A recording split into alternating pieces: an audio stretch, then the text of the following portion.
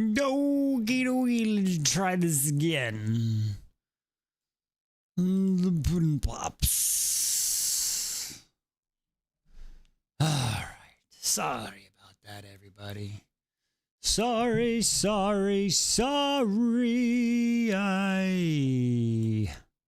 We're good now. We are good. Alright, welcome back. Sorry about that, folks. Didn't have that update when I turned my computer on, so sorry about that. All right, now, once we get everybody back, I will make up for that. I'm so sorry. Holy schmeckle nuts. All right. Everything works now, or should. Hopefully.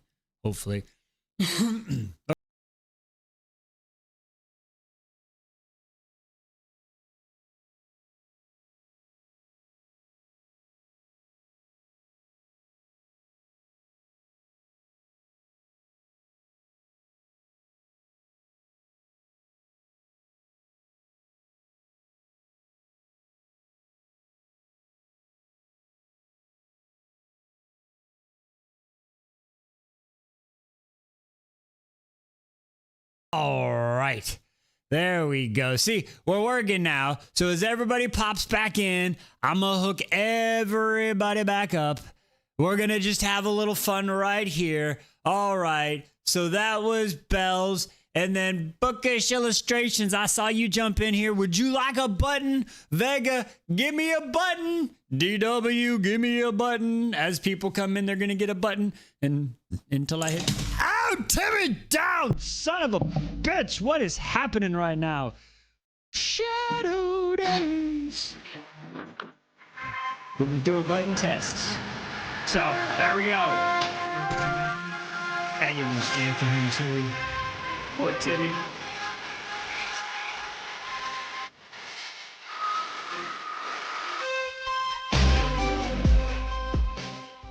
Oh. Looks like the queen is about to leave to go pick up the elbows. We're going to do her tour just to make sure, but we're just going to do them in y'all's order. So, you know what I'm saying? We're just going to have some fun with it. As you get here, you get a button. All right. Oh, DW, Dr. Lego, Bookish Illustrations. Do y'all want... Oh, you want the pets and the sidekick? She going there. Oh, you need to test my boobies? Much better. I think that's much better. Much better. That's much gooder.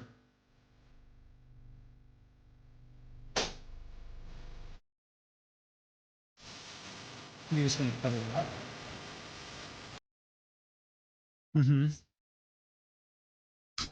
up. Topping is black under.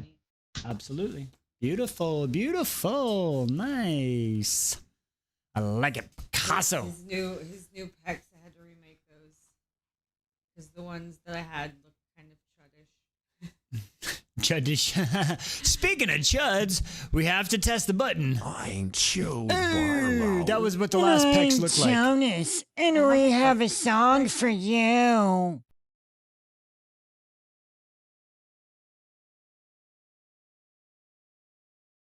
I made that. It's boring, right? That's not something I would be proud of, but anyway. Okay, sorry. The head is gone. Your head is gone! She's... What? Whoa! Her head is in a buzzard's crotch, folks, and I don't know if I should be jealous, mad or jealous, honestly, at this point. Jesus Christ. What is happening right now? Oh, Lord.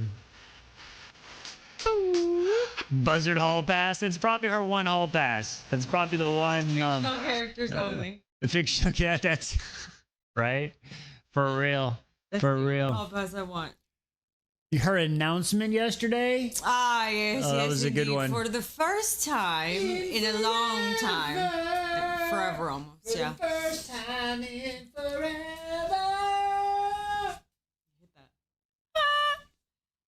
I have passed him in the book. I'm on chapter 10, and I think he just finished 4. 4. But I've been at 1 a day since I started to get to tonight. I have been slow rolling this start. It has been so hard. It has been so. This was worse than 5 a day during like some of the CCs because it was just like 1 a day, and I'm like, I'm done in 10 minutes. Like it took me 20 minutes to read that chapter, 30 minutes to read that. What do I do now? Yesterday's review was 14 seconds. That's why I didn't post it and added it to today's. Okay, there was, like, you know what I'm saying? I was like, what the heck? So I think chapter 5 has a really So good good. like one-liner in it. Oh. So I'm excited for, but I can't remember if it's. I think it's this one. I don't know. It's coming up anyway. It's not past chapter 9. That's what she said. That's for sure. But Yeah, I'll be passing you quick. thank you, my love. All right, I'm gonna go get the eldest. All right. Love you. I'm Have gonna go fun. get Be in his safe. face. I will be back shortly. Have fun. Be safe. I'll be watching All right. Focus. I love Starside. Alex is one of your favorite authors. Listen. Absolutely. Thank you. No, so far, like I said, out of the first 4 chapters, 3 of them had lots of crazy action, and one of them was a setup. Well, I'm not going to say crazy action, but there was good action. And then, so yeah, not only was it the good action, and the one that didn't, it was a good setup chapter to give some information. So I'm enjoying it thoroughly right now. I really am. It's been hard to keep it at 1. But I didn't want to get too far ahead, and I didn't y'all got so talkative until Vague pulled back up the chapter list. I was about to start reading like on that day. You know what I'm saying? All right. We have Timmy, we're gonna get you up. I promise, Timmy, after Comic-Con, okay? We just gotta get through Comic-Con, Timmy. We just gotta get through Comic-Con. All right. Once Comic-Con's done, we can focus on other stuff, all right? But Comic-Con is the priority. So just a reminder, everybody, just a reminder. We won't be here Sunday. Sunday we're going to Comic-Con. And Sunday is actually the day of the competition for Mini List, or for Mini Wise. Mini Wise this year, sorry. Mini Me. So there you go, you know what I mean? I mean the Rex, but I know that, but y'all, those are the chapters that the people that have read it said, oh, these would be the really good ones. So those are the good ones to read. So those are the ones we try to read on live, you know? That's all. I would have probably done a few more lives, but with as much as she's been trying to do, I haven't wanted to pull attention away, let her focus on that. So that's all. I'm going to totally forget and be like, where is everyone? I'll remind everyone. You gonna lay down there, Toe Mama? Yeah. All right. Hopefully everybody will join back in here.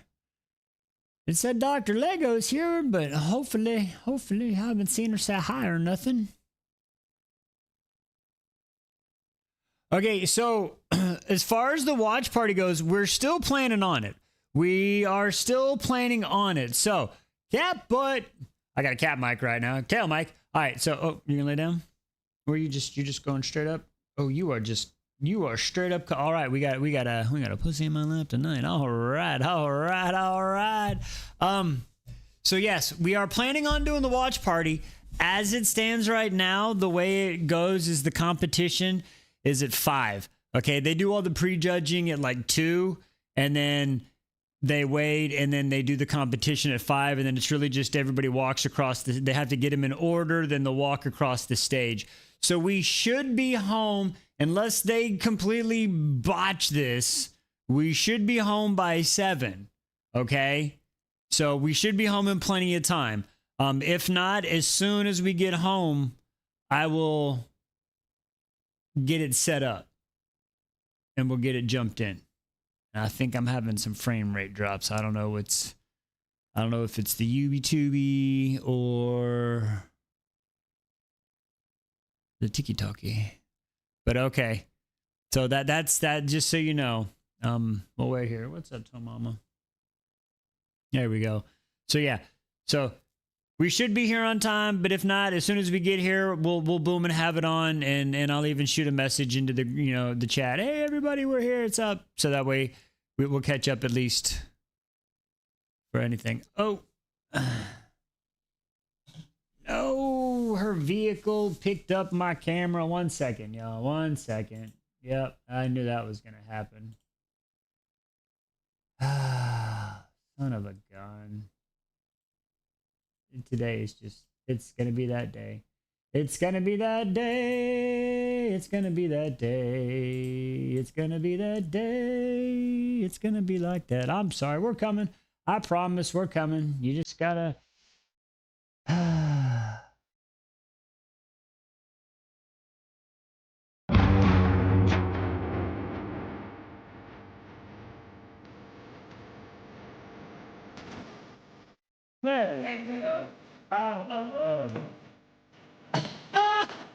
Oh, it's what a day.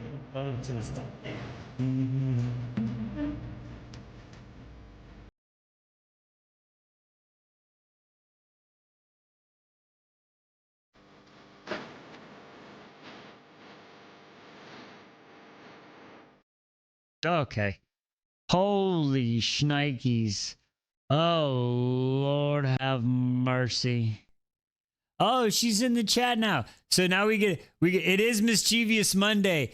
Hey, Twisted Liz, as it's funny. As you drove off, my phone decided to connect to your vehicle and stop the video camera and all that. So we had to fix that. So that was awesome. This is gonna be great. What's up, Pixie? How you doing? Hope you're having a good day. Okay. Also, for any of the gamers out there, listen, y'all. For any of the gamers out there, yesterday, Red. Oh, you're good. It's not your bad. I was like, wait, where did my camera go? What the heck? I thought my freaking. Anyway, digressing. Red Crayon told me about that game called Century, The Age of Ash. So it's free. It's on Steam. It is free. I did a quick googly search.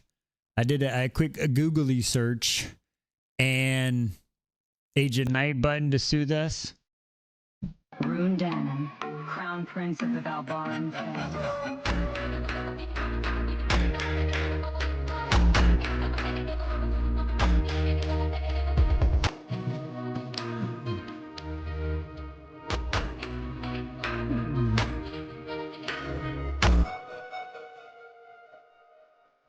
Consider me soothed. That's epic. But yeah, so it's called Century, The Ages of Ash. It says it's on the consoles if you have consoles. It is on freaking Steam and it's free. Listen, I played it for like 2 hours yesterday, okay? 2.5 hours yesterday. After that, I jumped on it today after playing for another hour. Even though it's a free game, I went ahead and paid some money for some of the DLC they had because it's just that fun. It is a 4v4. Okay, just see, you fly freaking dragons. You fly on the back of it. Fireball, fireball, fire, flame. It's fucking cool as hell. You're a fucking dragon rider. I'm sorry, but you should really check it out. So after you do the tutorial, right, it's cool because there's a 4v4 mode. Like there's even a ranked mode. I haven't even ventured into that yet. I'm just doing the whatever, the open play, and it takes you through. There's a couple different game modes, but then they even have a racing mode, y'all. If y'all like freaking Mario Kart, that racing mode is Mario Kart on dragons. Like literally, you drift around the corner, and instead of a box, it's an egg, and you get the egg, and then you with the little and the boost and the big fireball that kills the dude in first place. It's fucking awesome. So I'm just saying, if you want to ride on a dragon, I would highly recommend that game because it's super fucking fun. I asked Liz to play, but it's a lot of camera angles, and you have to know how to understand, and the controls are inverted because you are flying on a dragon. So when you push forward on the stick, you don't go up, you go down. A lot of people that fuck up. But anyway, You need to check it out. Highly, highly recommend. I have been having a blast on it so far. Recommend it. Recommend it. Recommend it. All right. Anyway, digressing. Okay, we have to test a few more buttons because the buttons broke earlier. So I'm just doing button testing right now. I'm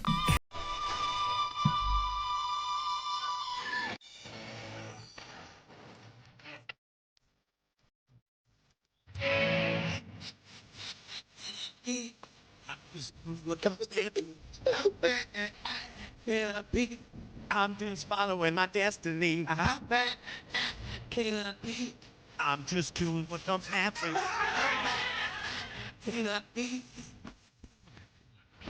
Ooh, Allie Grace, hello, love.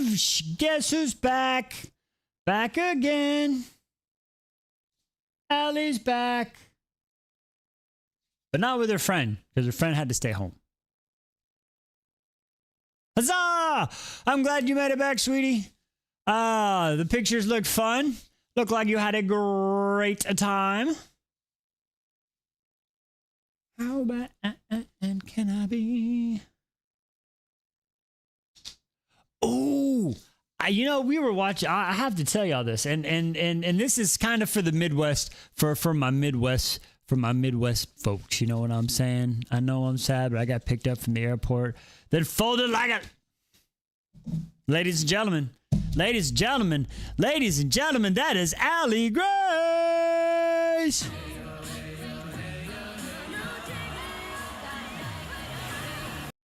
And she needed it after that weekend, I'd tell you what. But for real, did y'all, what? I made a button for that. Oh, that's what that button is. So, do y'all know that show? Have y'all seen that show Superstore? That show Superstore? About the whole supermarket, the Cloud9. You know what I'm saying? Have y'all seen that? Y'all know that takes place in St. Louis? St. Louis. That's in Missouri, right? I'm just saying. Are y'all really like that? Is that how it really is there? Is that how it really is there?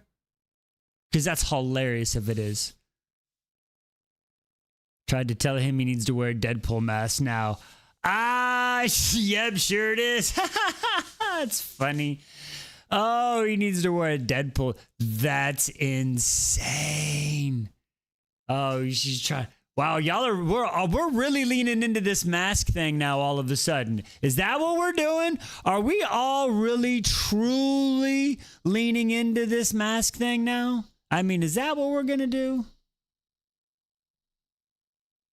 I've actually never been to St. Louis, surprisingly. Oh, okay. Okay. Then you'll work on the wings. You're rigging Dagger Mouth, and they were masked. Okay, okay. Twisted List, you have joined the fan club for 200 days. Let's go.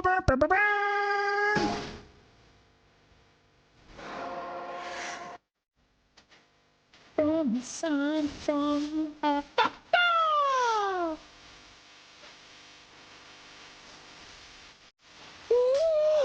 the Mask 7.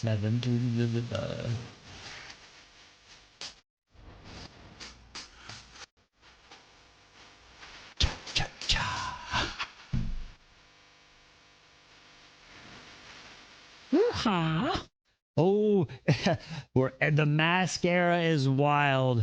I'm telling you. I didn't know we were entering the mask era, y'all. I thought we were just... I thought I was just like... Ooh, Timmy, you might have to go over there because it's easier to see the... Yeah, there you go. I gotta get my Kindle. I was just being a demon. And then now we're in masks. And all of a sudden, I'm in a lot of masks.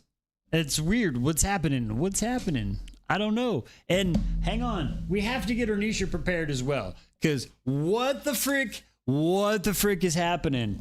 There's so much going on. Ernisha, get ready. All right, there we go. There we go. I'd be concerned in my neck of the woods if a dude showed up in a pig mask and leather. What the heck did you say? Need to get masks back from Cancun. Y'all let this happen. Y'all let this happen. I'm just gonna tell you, y'all encouraged all of this. Everything that happens on this channel from this day forth is y'all's fault. Y'all have opened this can of worms and encouraged this behavior. That's all I'm gonna say. This is your doing. Okay. If you would like, I can go back to my Tiki Talkies and I can show you exactly where this all started. I can show you exactly. You know what I mean? It's a wolf thing. Ha! I still have it. Yeah, baby. I can show you. Y'all were like, man, I did one freaking, I'm telling you, I did one storytelling where it was a sword fight and I gave sound effects and I went ching, ching, ching, ching, ching, and got a little bit excited and it was like ching, ching, ching, ching. And y'all were like, wait a second, you can be super fun. Like, or I don't even know what y'all said, but you're like, you should do more of that. And I was like, wait, what? So, welcome back, Emily.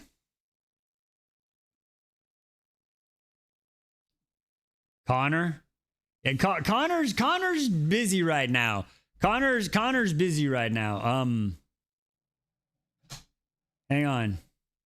Connor's busy. Connor's busy. Anyway, I digress. So Connor's been in it all a long time. We'll just put that way. Okay, so let's see. Connor will back us. He also told me after seeing the pics from the ball, didn't know elf ears were a thing for. What? Oh, Allie. See, this, listen. Okay. If I cross the line, I'm sorry. I crossed the line. But at this point, you have to see how dressed up you can get. I'm telling you, how dressed up can you get that man? How dressed up? How dressed up can you get that man? And both. I don't need to see the pig, but I'm just saying you can describe it to us. You know what I'm saying? Like right now, you got to get him in a Deadpool mask. Then after Deadpool mask, it's Deadpool mask and wings. And after that, like Deadpool mask and a sword on the back. You know what I'm saying? Like one new goal until we can make a full character. And then maybe we can build you a Rowan or somebody. You know what I'm saying? You know what I mean? We'll be like, we're gonna weird science Allie's freaking lawn equipment manager. What are we doing? What are we doing right now? What are we doing right now?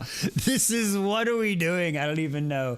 A new achievement tree unlocked. Bling!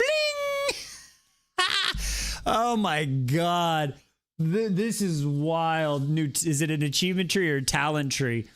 The achievement would be a lawn manager dress up. Put him in a uniform. Put your lawn chair manager in a uniform and have him fold you like a lawn chair. 1 point. Can we get her to level 10?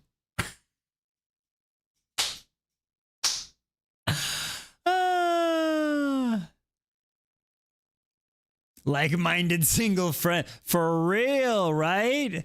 Oh, man. Oh, that's hilarious.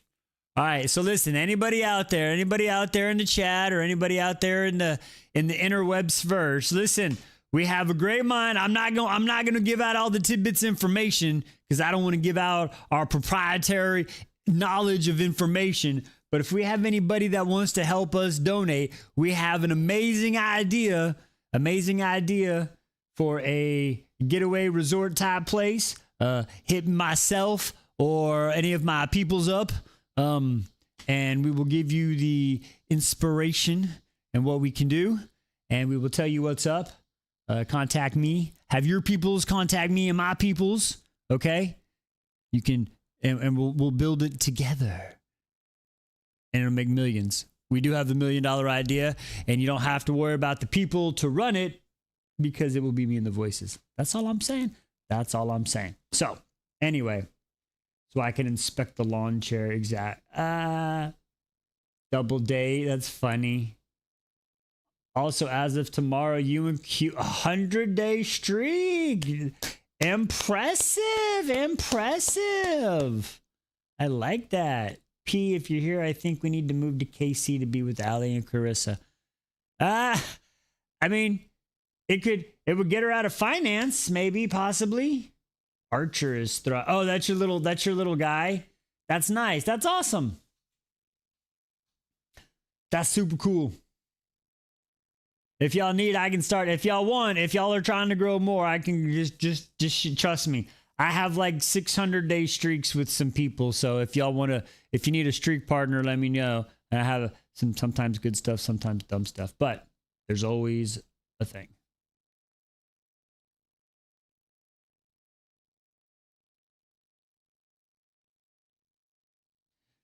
Yeah, there is. We do have our Comic-Con. That's true. There you go. There. Oh, that's what you should do. Everybody, just add a video, and then just make one group, and we'll. His name can be Colt the Colty, Colton, Culty Colt, Colty Colt, Colty Colt, Colton. It'll be Colton. Colton. How about that one? Colton. I like it. Unless you got a better name. I'm not good at naming names. Just ask my eldest. Gave her crazy names.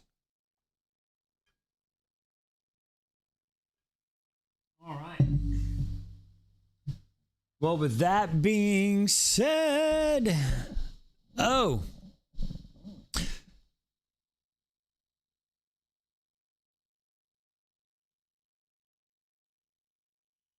She's like, I'm gonna go make it right now. That's epic. That's freaking epic. Allie, you got a lot of traveling going on. Dang, girl. Man, wow, respect it. All right, but I think we got all the admin stuff out of the way. Just a quick reminder again. I know I've already said it once, but we had to stop the stream really quick. We will not be here Sunday. We will not be here Sunday for brunch, as we have our Comic-Con this weekend.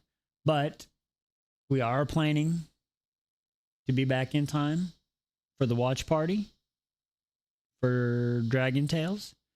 If we are not here on time for it to start, as soon as we get home, I will have everything ready where I just have to click a button and I'll send a message out and we can jump in as soon as possible. So, all goes well. I assume we'll be home with like time to spare, but you never know. Sometimes they mess up on these things. But all right.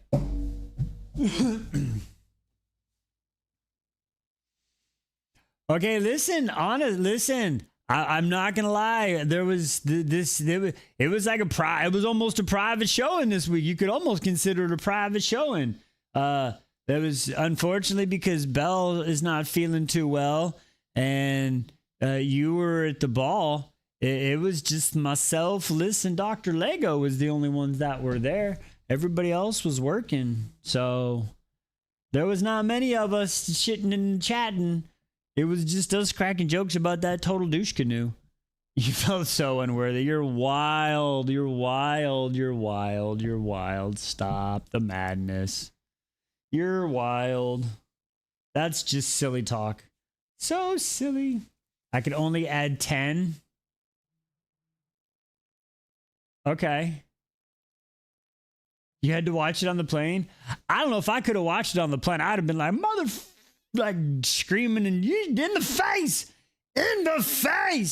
like what's happening? Oh, he deserved it in the face.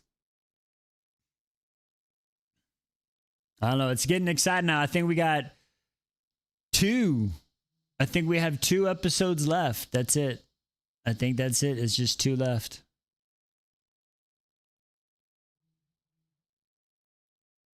What is going on?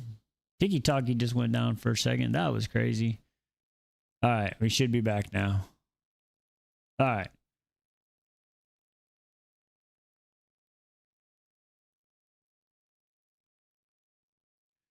No, that was the tiki talkie just kicked in and kicked out. Nope, that was not y'all. That was thank you. What's up, Lisa? No, that was not. No, we did not get in trouble. No. It was just tiki. That was just the tiki talkie. That was just the tiki talkie. All right.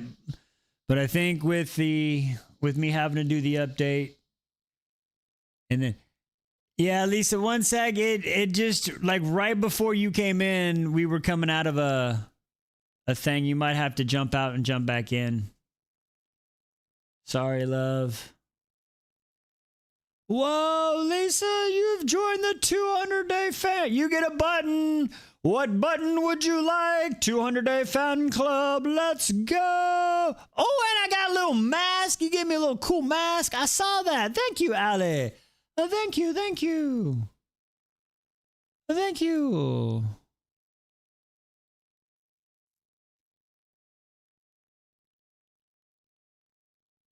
I think we should be okay.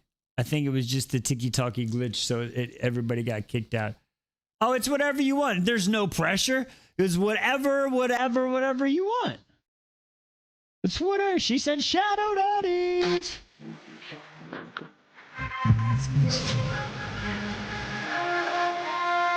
What you doing? What?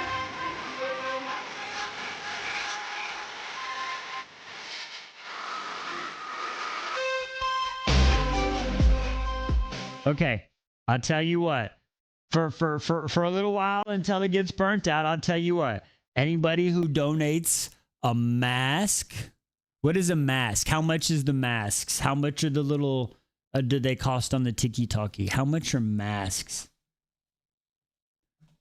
That's what I was gonna say. I want to make sure they're not too crazy. You know what I'm saying? I don't want to be too crazy. We're about to start on chapter 5, Lisa. We're about to start on chapter 5. Chapter 5. Oh, depends on which ones. Oh, okay. Well, screw it. I get a mask is a mask. If you donate a mask, you get a wheel spin, and that gets a vote. So we're gonna spin because Ali gave me a masquerade mask. So that's how we're gonna do it for a little while. Because that was pretty fucking cool.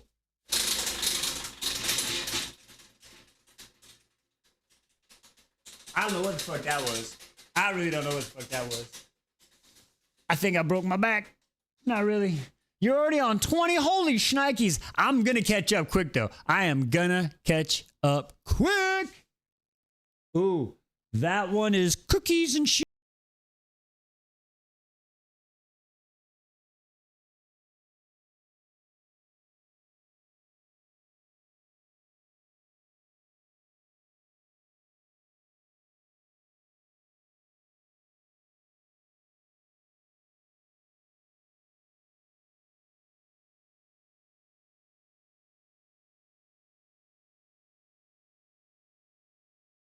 Oh no.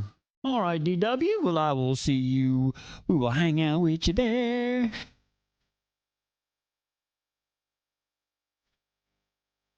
Whoop. All right. There we go.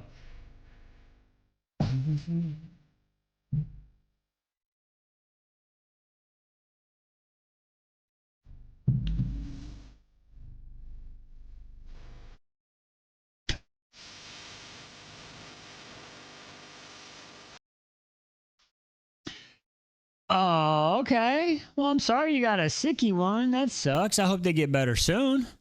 Hope they feel better soon. For sure. All right. We are going to get started. Yeah, Liz was happy because for the first time in forever, she got ahead of me on the book. So, because she's been working on the Gambit for the weekend, so it's pretty crazy. But let's get started. We got Ernisha. I'm just gonna. Do I need Ernisha on right now? I don't know.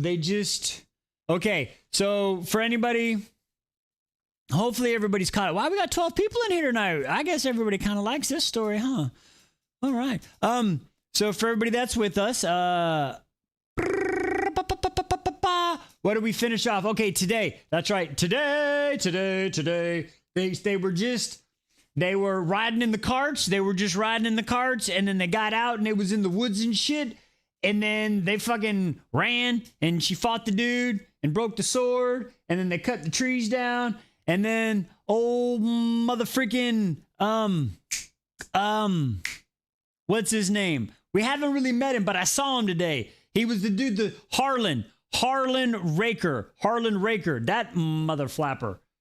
That dude's scary as shit. I like him, but he's scary as shit. I don't know.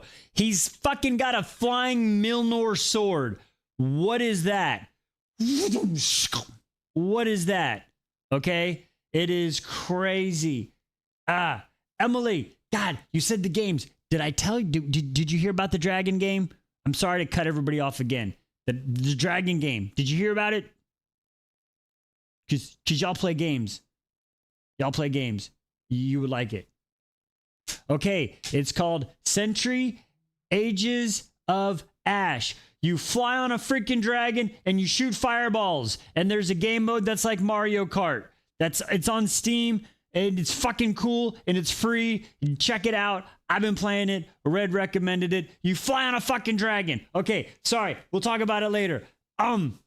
So Harlan came out of the fucking woods. He came out with the fucking woods and he takes his magic Milnor flying sword and he fucks up old Waldron, right? He fucked up old Waldron and then he pulled his fucking sword back and then got on the fucking horse. And that is where we are, okay? Holy shitballs, that's where we're at. All right.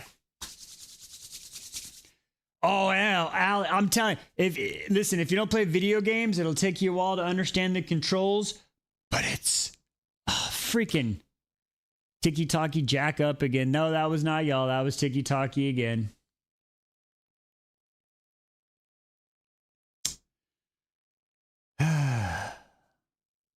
That was Tiki-Taki again. We're going to wait. I'm waiting.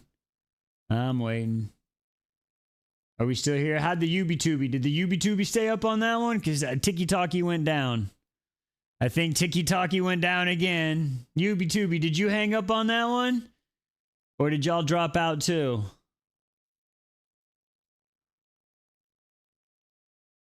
No.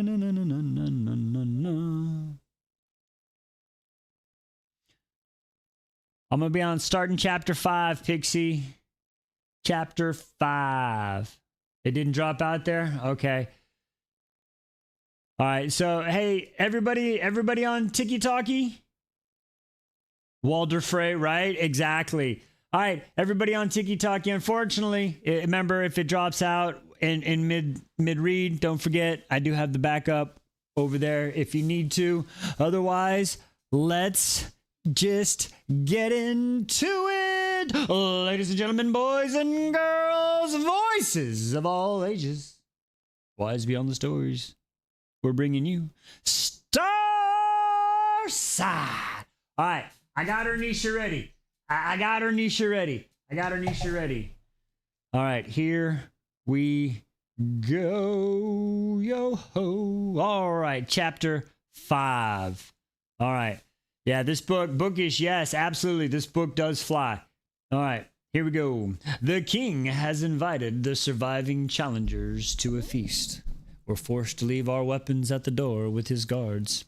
Killing isn't allowed inside because according to the watchman, the king thinks there are too many God's damn rats already haunting this castle. He looks around at us. The dead don't stay quiet here. Schmills someone within these walls and the king will have you hanged off the closest cliff. Damn. The castle itself has magic. All the great houses do. I can feel it in the air. I can feel it coming in the air tonight. I'm sorry. I can feel it in the air like a whisper upon the skin as I walk over the threshold. Someone shoves me to the side with their shoulder. I would have cracked my head against the obsidian floor if it wasn't for Kira keeping me upright. What's up, Q? Welcome, welcome.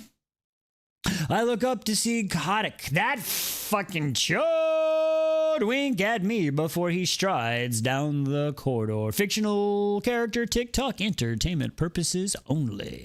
Schmilling him might not be allowed, but there are other ways to hurt a person. I'll be sleeping with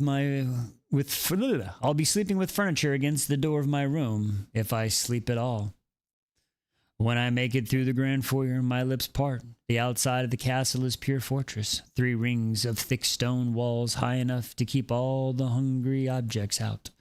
But the inside is gilded to utter excess. Silver everywhere. The king's collection isn't hidden behind a vault. It's proudly displayed, hung upon every wall. There are monstrous silver wings that once might have belonged to the great beast, silver feathers that look dipped in the starlight, enchanted chalices sitting upon stands next to ancient books with blank pages.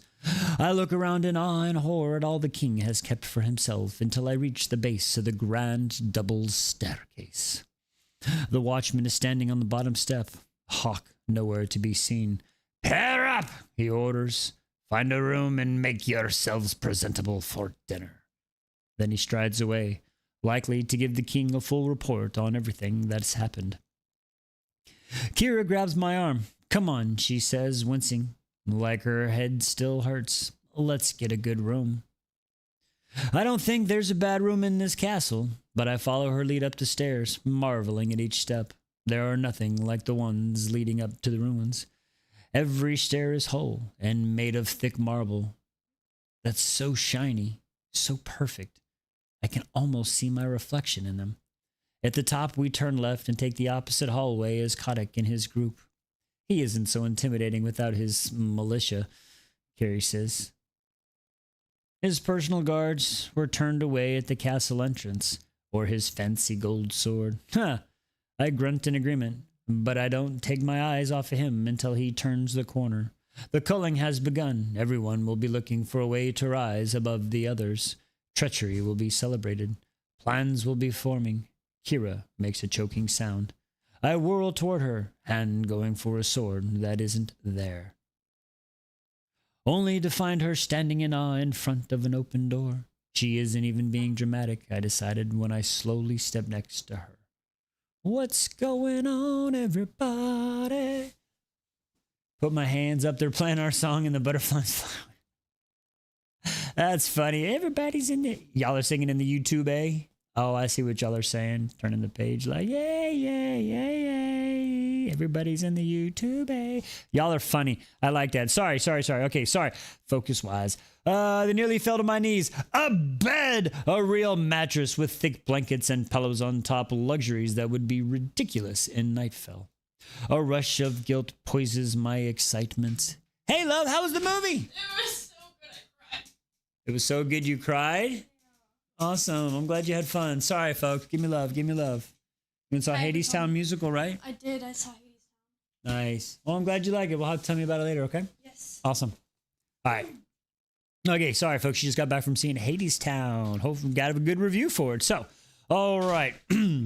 Ridiculous luxuries in Nightfell. A rush of guilt poisons my excitement. Stellan might have not given me a true bed or pillows, but he gave me a home when mine burned to the ground. He gave me everything when it would have been so much easier to just let me curl up and schmy. Yeah, too bad you didn't give him that painless death. Instead, he had to sit there. Oh, my bad. I'm sorry. Just coming in with some truth here. Look at where that got him. Yeah, look at where it got him. Kira kicks off her muddy boots and hurries in. There's a private tub, she yells. I'm using it. I hear a door slam and then the sound of water running just beyond it. Steps echo. The halls fills with the voices of the rest of the challenges fill their room. I finally walk inside. Shut the door. Then slide all the way down it. Not waiting to sully the bed with my dirty clothes. From the floor, I run my fingers down the pale lilac wallpaper made of... Is that silk? Shit, it is. The wall is wearing the most luxurious fabric I have ever felt in my life. Damn! The rest of the room is just as opulent. Opulent. I look around, taking in the gold trim of the ceiling, the four-poster bed, the massive hearth, the thick, rich woven curtains, and the door-sized silver frame around a simple painting of a knight. Are we talking about a bedroom or a man here? Good Lord. Oh, what a waste of a good metal. Exactly. Again, what are we talking about here now? I'm just saying, I am not in a broken and blood-soaked forest anymore, but my body doesn't seem to know the difference between a castle and a battle. It isn't fooled by this finery. My heart is still racing, anticipating the next danger. My pulse begins against the stone wall. I breathe in slowly, the way my mother taught me a long time ago. Whenever I would get so overwhelmed, the world seemed to narrow into a keyhole. Her warm, steady hand against my back, she could count for me. 8 seconds to draw a breath. 8 seconds to hold. 8 seconds to breathe out. Breathe. Just breathe. I do, and eventually my heartbeat slows. My mind settles, my eyes close as I drift into a half-sleep, waiting for my turn to clean up. Kira doesn't surface for 20 minutes, leaving a little time for my own bath. But when she emerges beaming, I can't bring myself to be annoyed. The soft floral scent of the soap fills the room. My breath catches. I haven't smelled flowers in years. Nightfell had only the occasional blossoms. Once a wildflower sprouted just outside. Outside, the ancient grove's about a mile from our home. I visited it every morning, watched it bloom, then watched it die far too quickly. You are a phoenix. I told it as the petals withered away, repeating Stellan's own words to me. You grew up in poison ground. You'll grow again. You will rise. It never did. Kira twirls in a plush towel, another luxury. The patch of hair missing has been covered with strips of wrapping she must have found inside the bathroom. I've never seen a tub in a house before. We bathe in ponds mostly since the sea is too briny. Or a common tub. She makes a face. They make you share sometimes. I shudder at that image, suddenly grateful for the bath that Stalin installed in a closet for me. Go, she yaps. You'll make us late. I sigh as I walk inside past the bathroom, then pause. This isn't just a closet. It's nearly the same size as the room. There's polished stone on the walls and the floor. The faucets are plated in gold. The mirrors are lined in bronze. Kira drained the tub. At least in turn the taps on and replace the water. I let it run, and my eyes widen at the curl of steam. The water is warm. I lock the bathroom door and try the handle twice. Only then do I begin to strip off my clothes until it's muddled in a pile on the marble. A clean large mirror shows the skin I've hidden for most of my life. Thin silver root-like markings spread down my throat, shoulders. What the? Thin silver root-like markings spread down my throat, shoulders, arms, chest, and sides. What? Whoa, Timmy, you're in the way, Timmy. We gotta figure out. Timmy, gotta go. Timmy, go that way. All right, we're gonna go that way, Timmy. There we go. All right. Wow. Okay. Silver is a forbidden color for mortals. It's the color of the gods. My markings make me strange, dangerous. Sky touched, Sky touched? What does that mean? According to my parents, if the king knew of my marks, I would be imprisoned by the guards or added to his collection. What the fuck? You can't do that. Or carved open and studied. I'm not sure which one of those fates is worse. Stellan taught me to weld a blade and fear that one day it would be found out. What the shit just got super okay. Wow, now here I am right in his castle. I swallow. Well, it's better than spitting. I've hidden my skin for so long that my nakedness almost feels wrong. My own body feels illicit. I shoot another glance at the door, making sure the lock is turned, then lean over the counter, studying myself more closely, checking for newer markings and injuries. This mirror's so damn clean. Hopefully it's not a two-way mirror. What the fuck? It's getting weird. Am I getting weird? I'm sorry. Is it me or the story? Wait, what's happening? I'm scared. The mirror's clean. I see myself more clear than I have in years. I wince as I get a good look at my face. I look exactly like someone who has lived out of a cart for the past day and a half. I mean, okay. The cut is the crust of blood. Dirt is smeared across my cheeks, obscuring the dusting of freckles. My eyes are red, but the dark blue string still... What? My eyes are red, but the dark blue still shines brightly. Red and blue eyes? That's wild. Wise and surround sound. That's not that could be hazardous to your health, my love. What are you thinking? Strands stick up widely through the braids in my hair, and I'll have to wash it more than once to get the grime out. Still, I've gotten to the castle to relatively unscathed for now. Oh, is that really Tell Mama? Okay. The tub is full. I dip in each leg, tensing as the scalding heat, then sighing as I sink down.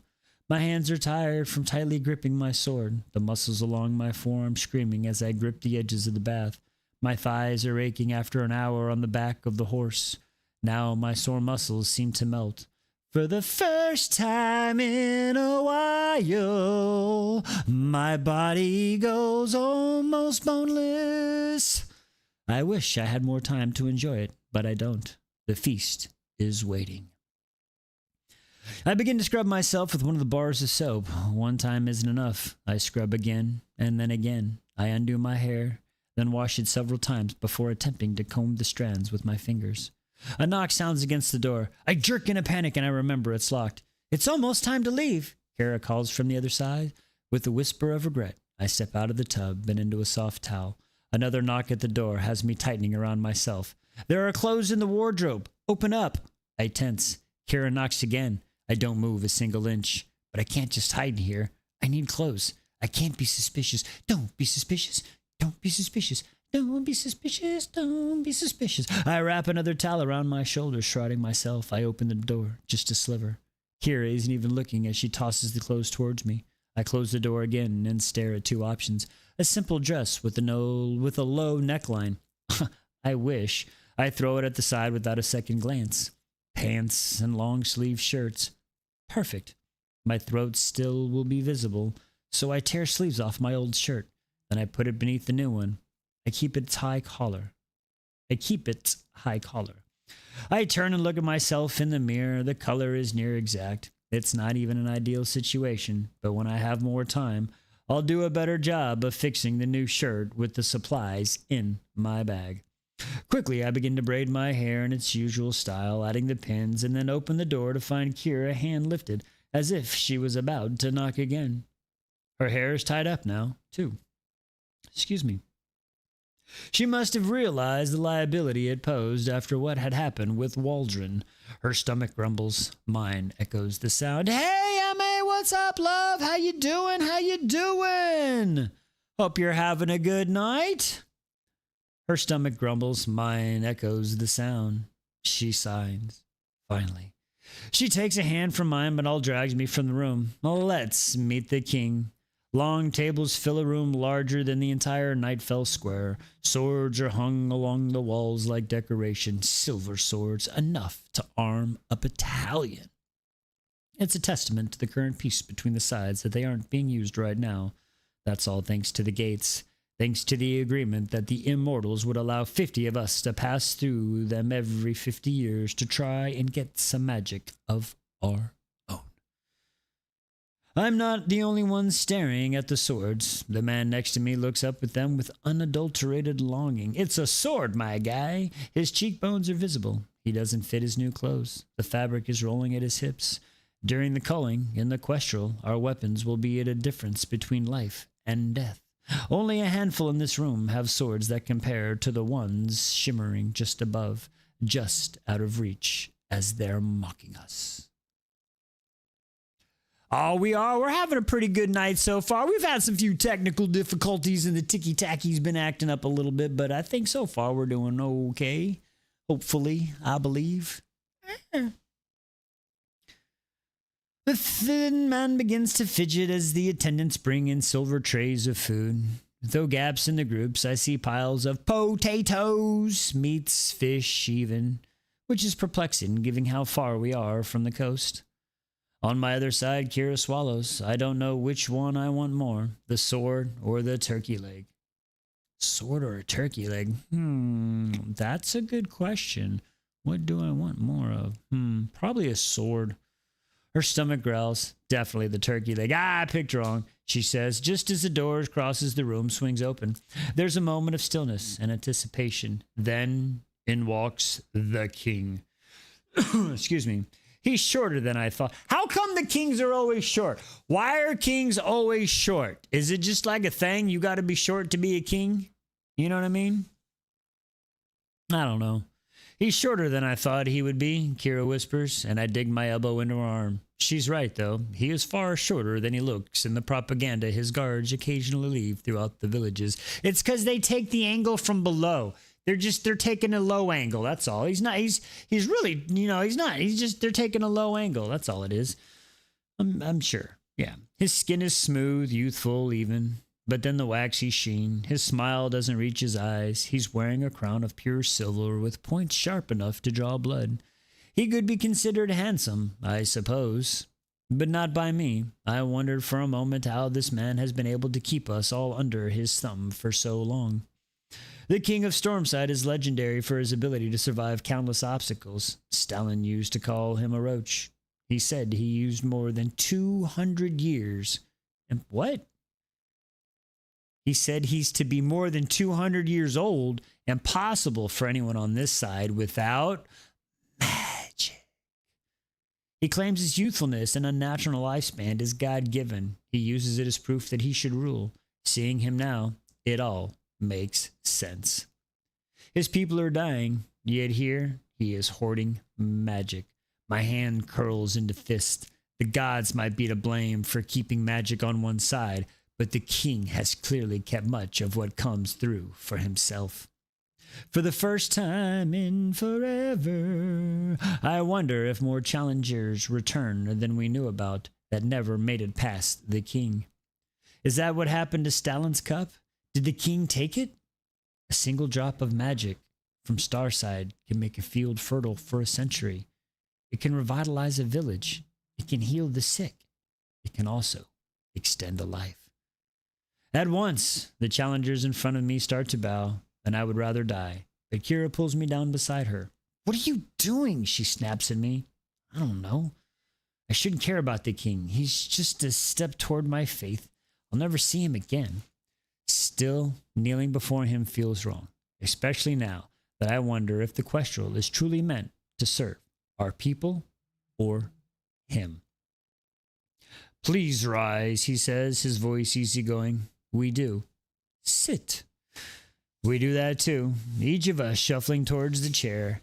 Kira drags me towards the two right in front of the plate of a turkey legs. Once we're all seated, the king's eyes roams over us, and they are not casual at all. No, they are calculating. The king is no fool. I'm no fool. No siree. He's going to live to be 103 because the king's... I can see it in the way his eyes... Why am I freaking... Sorry. Linger on who already marked as my greatest competition. Haddock. If only because he seems to have endless resources in his friends under his thumb. He might not have his guards anymore, but he has a handful of challengers willing to schmill for him. 2 of them are archers. I wonder what he's promised them. The Enders, who look like a mountain range, sit side by side at the same table. They have weapons forged from shreds of Starside steel. I never thought that such a small quantity could be so dangerous, but I was wrong. Whoever made that chain was ingenious in how they got so much ingenious. Oh, sorry. Whoever made that chain was ingenious in how they got so much out of so little. Their swords are all bronze, the lowest part of the high metals, but strong all the same. Valen, the archer, I watched schmill a dozen in the forest with her bow, the iron-tipped arrows. Her tan skin is covered in glimmering chainmail. It's iron too, a lesser metal, but any type of armor is costly. Her dark hair is cut short. She turns sharply to look at me, and I glance away. Then, of course, there is Harlan Raker. Harlan Raker, you say? Who sits at the end of the last table as far from the king as physically possible. Ooh. The king nods at the head of his guard. Raker gives him the slightest tilt of his head in return. I wonder if he just don't like him. I wonder if he don't actually like the king. He does not lower his hood or mask, even inside, even at the feast, even in front of the king. I wonder if he'll be ordered to. But the king doesn't say a word. Is he afraid? Has he ever seen beneath Raker's famous mask or his battle helmet? For the first time, I realize Raker must be making the quest on the king's orders. Of course. It's the only way the king would allow someone so valuable to take the risk. Why? To get the king more magic? Is the king finally after immortality? If so, chances are good he'll get the opportunity to make the turn. If any of us is making it back with a full cup of magic, it's Harlan Raker. The king continues speaking. You have already survived several obstacles to be here. The platform, the journey. You have been calling from 226 to just 150. His gaze again sweeps over us once again. Tonight, you will know peace, for perhaps this is the last time. Schmilling is forbidden. You may wander these halls as you please. You may eat your fill, you may sleep soundly, and sleep you should. His eyes glisten with amusement. Because tomorrow the calling begins in earnest. Next to me, Kira swallows. The king looks around at us all. The king looks around at us, brown eyes lingering on each challenger. You each have a reason for leaving your lives behind and going on this deadly quest. His chin lifts. But the quest is not just about individuals. The magic you bring here, the magic you bring back helps us all. Him especially, it seems. Some of you have survived by pure luck, but luck won't get you through Starside. Neither will alliances. Every day on that side will test you. And you alone must be strong enough to fight. If you are not to take on one of the coveted 50 spots, bravery is admirable. Oh, hang on, I gotta do a puzzle piece. Puzzle piece. Aha, first try. Puzzle piece, first try, yes. Wait, sorry. Only you can survive the quest to cross... A quest across ancient, unforgiving lands, being resourceful and ruthless. The calling is simple. At sunrise, you will leave the castle and race to the gates. The first 50 through them will embark on the quest. I blink. That's it? I just have to beat most of the other challengers there? It seems almost simple. As if sensing a relief for most of us, the king frowns. The way to the gates is laden with challenges, of course. He stands dramatically. The food in front of us is going cold. He doesn't seem to take care. Kara's stomach growls again. Now, a choice. He looks at the walls. These swords were sired by my own legendary blade, Maverick. He pulls the sword from its scabbard. I have to pull the sword, hang on. Ha! Or was it? He pulls the sword from the scabbard and he grasps, spreads through the group. It's thick, made of several sheets of pure silver, perhaps even several swords blended together. He sheathes it just as quick. I will offer you a chance to claim one of my swords. Kira perks up next to me. Her own sword is of far less metal, nickel, the most common across Stormside. In exchange for an oath, if you swear on your sword that you should survive, you return with magic. What? And return with magic, you will give half to me. To me? To me. There, The confirmation I was waiting for. He is taking some of the magic. Half would be so bad if the king planned to disperse the magic across the lands. But the current state of Starside is proof that he hasn't. No, he's keeping it. So this is how he's kept himself alive all this time. The thin man stands. I'll do it, he says, practically wobbling from exhaustion. Oh, okay. That quite wasn't the sound of wobbling from exhaustion, but you get my drift.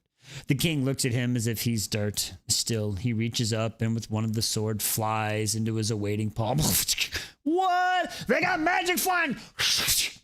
Ha-ha! Just like Raker was able to do, claim his own blade.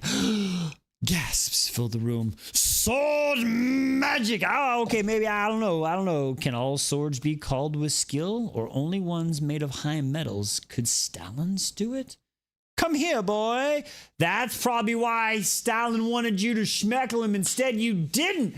Oh, that's gonna fucking come back to bite you in the ass, isn't it? I bet it does. Come here, boy, the king says. The man slowly shuffles forward. His hand trembles as he reaches to the blade.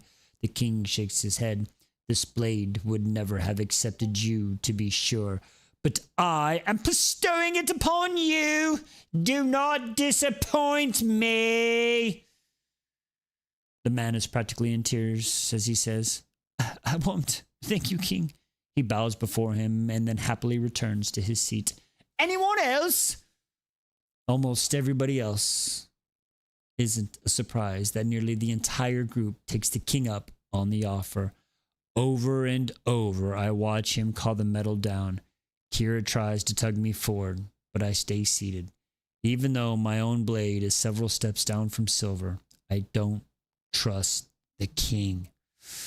If those swords were made from shreds of his own, could he control them?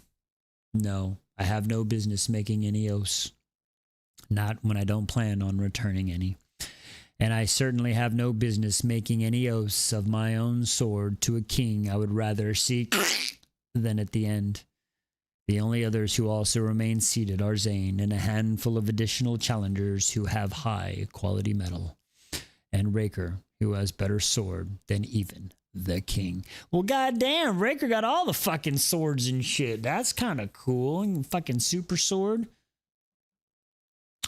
What was the last sword has been called down. The king walks over to the head of one of the tables, my table. His eyes swap across the challengers before landing on mine. They narrow. His mouth is turned up in an amused smile, but his tone is cold as steel as he says, You girl, what kind of blade do you have that's better than my own? A hush settles around me. Kira tenses for a grimy as the king is. He is the most powerful person on this side. He could order me schmed or kill me where I sit, and no one would think twice about it. It's titanium!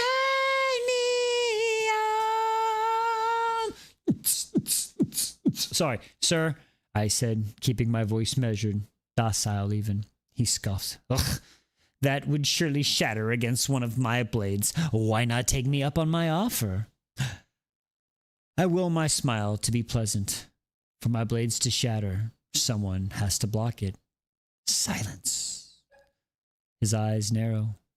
Silver is silver. Metal is metal.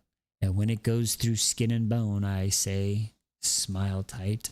Another second of silence. 2. Fuck. I should have just taken one of those damned blades. My heart beats and rattles in my chest. The king tilts his head. I swallow. Sure, he's going to call one of the remaining swords down from the wall and stab me through the throat for daring to speak back to him. But he only turns towards another table. I finally exhale, leaning forward. Kira sighs sharply next to me as if it were also holding her breath. Hey, what's up, Swanson?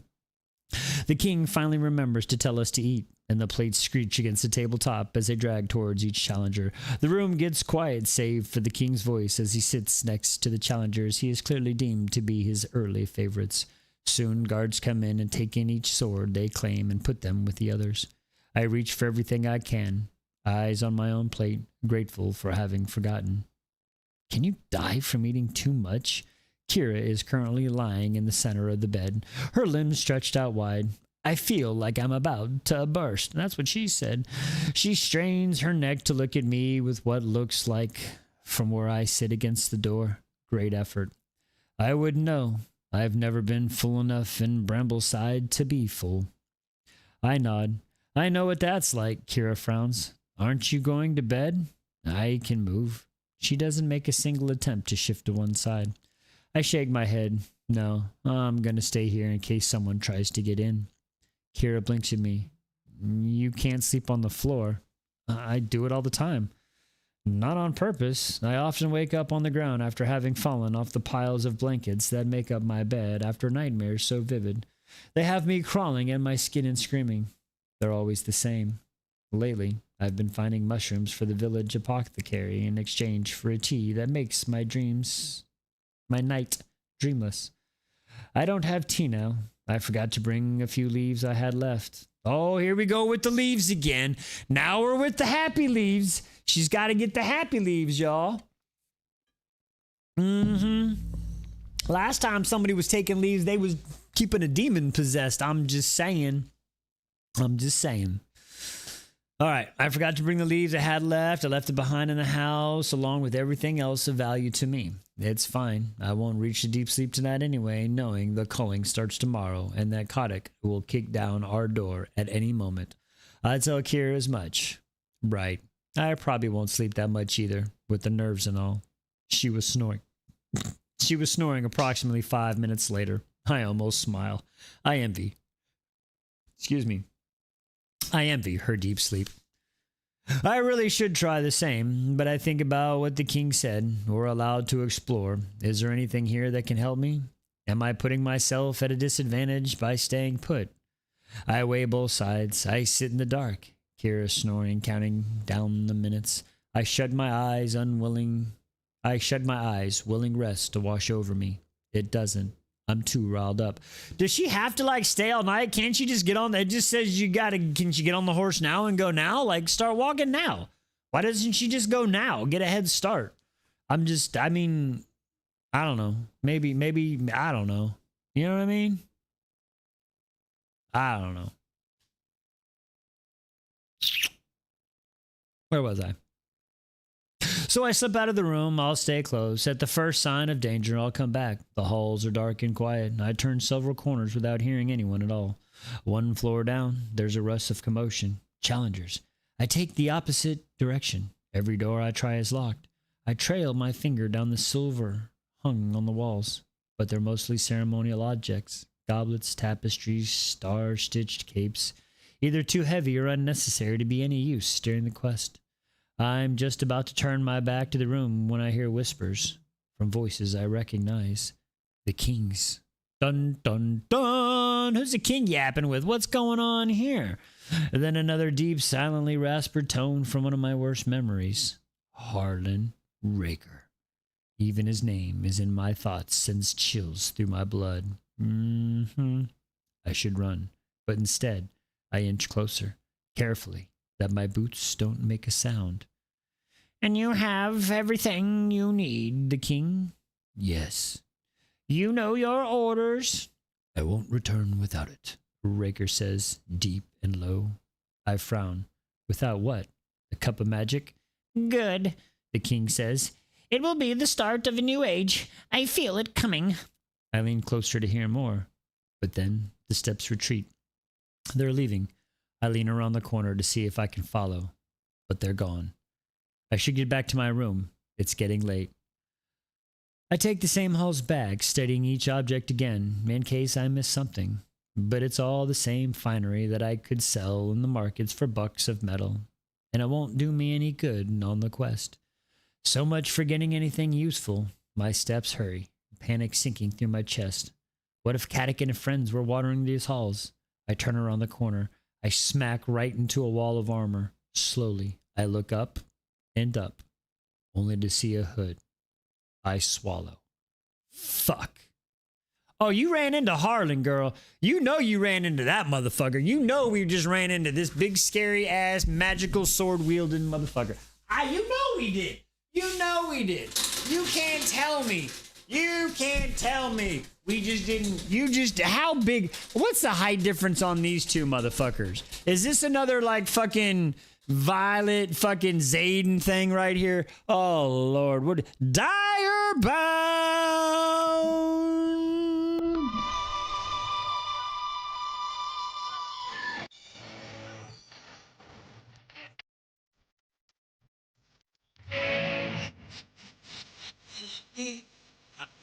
Look up,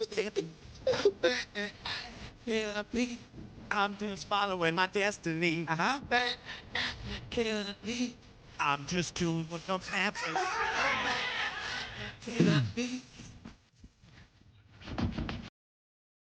A 7 foot tall? Get bent. Are you for real? This dude is 7? And Dr. Lego, oh darn, I ran into the scary masked gorgeous man. Oh no! Oh no, the scary man is here to take me away. Scary mask man. It's like, is that a Calgon scent? Scary mask man. That's what Calgon needs to do. Calgon, if anybody knows Calgon, send this to Calgon marketing team. Calgon, new phrase, mask man, take me away.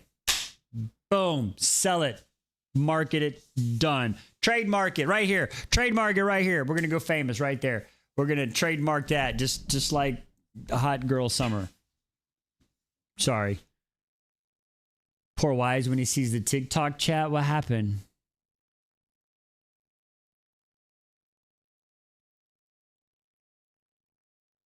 Lorcan and Elid height difference. Calcom would take so much money off of you. That's funny. What happened in the TikTok chat? Last I saw, I don't see anything crazy. What's happening?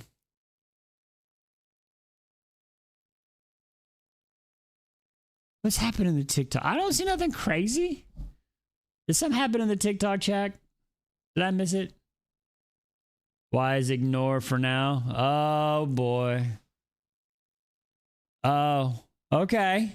Oh, did y'all like have to scroll past something really fast? Oh Lord, I don't even want to know. Do I? Look away, baby, look away. Now I want to know. Like, how far back do I gotta go? Oh Lord. All right, later. We'll check later. Let's get on with the story. That was a long chapter. Wow, that was a long one. That's what she said. Chapter 6. He's enormous. That's what she said. I mean, it's going to be a time sink. Oh, Lord.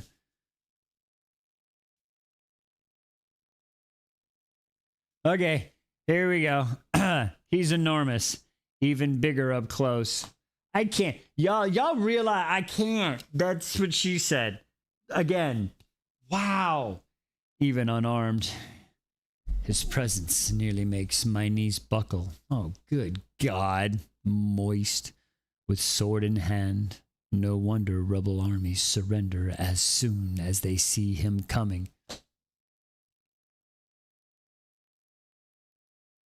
What is happening?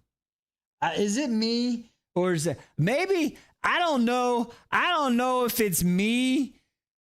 My dirty mind. But this whole first paragraph, I just read as like gentle, soft spice. You know what I'm saying?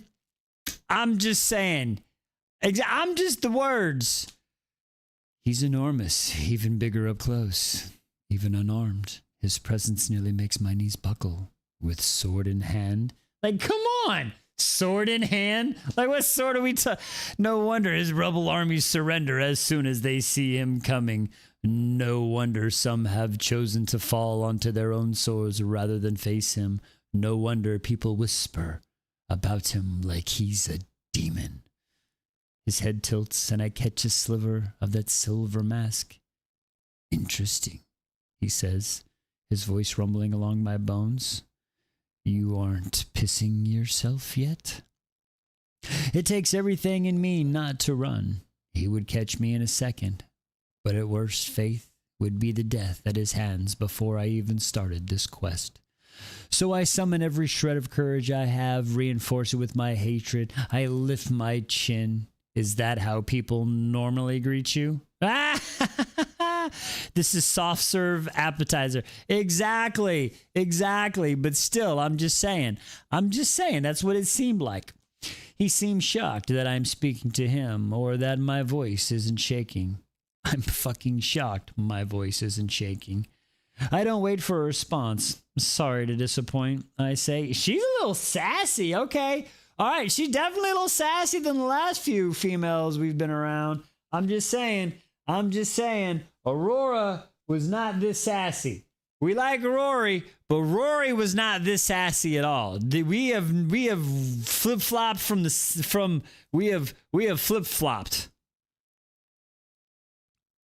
All right, Dr. Lego, have a good night. Sorry to disappoint, I say. At that, I hear him growl beneath his mask. Oh, he's growling. He's growling now. Interesting. When it's clear that his presence won't make me stand down, he takes a step toward me. Everything about you is a disappointment, he says. With so much venom, I bristle. You don't even know me, I say. I know a street rat when I see one. I know a thief. I'm not gonna lie, when I see street rat, I want to bust out into an Aladdin song. A rage flames through me, blazing past my better judgment. I lean forward, and I know a king's lapdog when I see one. Wow! The moment the words leave my lips, I know I've made a big fucking mistake. He doesn't need a sword to schmill me. He could crush my throat with one of his hands. He could snap my neck with half a thought. I swallow. Yeah, that's one way to not get him to break your neck. Waiting for him to end this conversation by ending me. Fold her like a lawn chair. But instead, he ducks low in an attempt to meet me anywhere close to my height and says, "You're lucky the king doesn't permit schmilling in his castle. But next time I see you, I won't hesitate." Shit. I don't know whether to feel relief that I actually get to survive this encounter or dread that I've just made the worst enemy imaginable. Still, I manage to keep my head high. Neither will I. He huffs in cruel myth as he walks past me. When he's out of the corridor, I finally slump against the wall, hard pounding against the stone. Fuck. I never should have left my room. I race back, then shut the door, slide down it, and keep it closed with my spine. Kira is still sleeping. Her breaths are long and heavy. Sure that she can't see me, I begin to trace the markings of my neck the way I do when I'm anxious. That voice, his voice, hearing it again, suddenly, and thrust back to 2 years ago on a rare day of rain. Gray eyes burning in the battle helmet staring me down. His glimmering blade against my throat, and no, I won't think of him and what happened afterward. I close my eyes tightly, pushing him from my thoughts, focusing only on following the path of silver up and down my throat. It lulls me into a calmness that leads to a few hours of sleep. Damn, what the fuck? Until a flash of silver has me sitting up again, gasping. The room is still dark. Kira is snoring. Another memory from far before I ever encountered Harlan Raker. After a memory from far before I ever encountered Harlan Raker. The day on the hill. The day my sister and I disobeyed my parents and went far past the village. The day I got my markings. I jolt when a knock rattles the door behind me, my veins aflame with panic, but it's only the watchman. "Outside in 10, he yells before moving on. How is it already time? My eyes still burn with exhaustion. My legs are sore from being folded beneath me. I wince as I struggle to get up, then slowly make my way to Kira. I poke her shoulder. She snores louder. I tap on her arm, and she just turns on her side. My sister was like this, a heavy sleeper. It would take 10 minutes sometimes just to wake her. I don't have that time. "Kira," I say loudly, and she startles awake. Her eyes widen with fear before seeing me. That fear dims. It shouldn't. Today, we're enemies. I won't save her the way I did before. Not if she stands between me and being one of the first 50 through those gates. "Is it time?" she asks, voice heavy with sleep. "It is. She nods and gets up, swinging her legs off the side of the bed. She looks at me, using seconds we don't have to spare. Her green eyes filled with regret. I really hope I don't have to schmill you, she finally says. And by the sudden harshness of her tone, I know she would schmill anyone and anything to save her sister, the same way I would have. The same way I will in vengeance for her death. Me too, I reply, meaning it as well. Then we pack up our things and leave the room. The king's guards return our weapons one by one. When they reach Raker, they each bow their heads, then motion towards the front of the castle. I hear whispers, and no one was able to move it. I can almost imagine his great sword still dug in the dirt, untouched. God damn! Raker opens his hands, and there in the sky, splitting, crackling as the sword arcs over the castle in a flash of silver before landing in his grip. Okay, you motherfucking show off. You're 7 foot tall, you got a cool mask, and you got magic flying fucking sword. I'm sure you're hung like Cassian for the full package. All you need is bars. It leaves the rest of the challengers speechless, until, of course, Kira leans down to whisper, I heard he's terribly scarred under that mask. Oh, that's going to make it even better, because he's going to have a cool story, too. God damn this man! No, he's going to be a pretty face. That's why he doesn't even show his face. I heard the exact opposite. I've also heard that he's a creature, a venomous beast rumored when it comes to Harlan Reka. She quirks her lips. Is it bad that I don't really care? Zane huffs on my other side. The only thing that's ever gotten close to Harlan Raker is his sword. I would have put it past him to kill a woman, even suggesting she wanted to be with him. I don't know why anyone would suggest that. He's a monster, I say, voice cold with long-held rage. At Raker's grip tightened on his sword as if he heard me. I would think it's a good thing if I didn't need to survive this journey. The next time I see you, I won't hesitate. A guard stops in front of me and hands me my titanium blade. Kira is given her new silver one. Zane is reunited with his axe. He frowns as he looks at it from all angles, as if he's surveying it for damage. I stare at the gardens in front of us, at all the land separating me from the gates. Green, so much green. In a brighter shade than I've seen it, trickling water sputters from the fountain surrounding by statues depicting all the gods. The water is just for decoration. The king is using it for beauty when I watch countless neighbors die from dehydration. I swallow my anger. All that matters now is I'm making it to Starside. I need to focus on strategery. Besides the few shrubs and sculptures, there's hardly anything to use as cover. It's just flat grass until sharp slopes that hides everything behind it. If the archers start trying to take us down like they did in the forest, I'll have little defense against their arrows. I just have to run as fast as I can, in the hopes by the time they set their marks down, I'm down the hill. I slip my sword onto my back scabbard. This is a race. The first 50 to the gates get to go on to the Questral. Holding my blade will just slow me down. Once everyone has their weapons back, the watchman appears. He motions above us, and I look to see the king and one of the highest balconies. From his viewpoint, he can likely see all the way to the gates. He's going to watch us schmill each other. He's going to see which of us make it. With your blessings, king, the watchman says, bowing. Given! The king replies, waving his hand. The watchman looks down at the entire line of us and nods. Then, may the best 50 win! Damn, quick chapter. Let's get in a spin.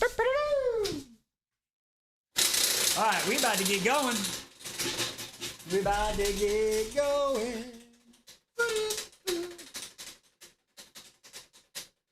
Give me the sassy gal all day. Okay.